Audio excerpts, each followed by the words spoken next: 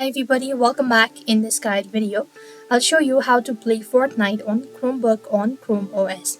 In order to play Fortnite, you just need to make sure to watch this video right till the end. If your Chromebook isn't capable of installing or running the Android version of Fortnite, you could try playing the Chrome Remote Desktop.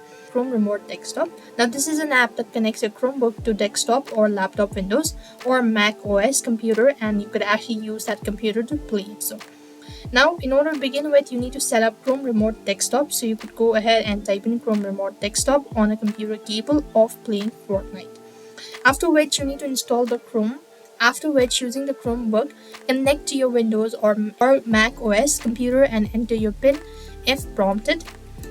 After which, what next you have to do is open the Epic Game Store and launch Fortnite. Once you've done it so, you could go ahead and play Fortnite through Chrome Remote Desktop. So this is the simplest way you could do it. So I hope the video was helpful. Make sure to like, share and subscribe to our channel. Thank you for watching. See you in the next video.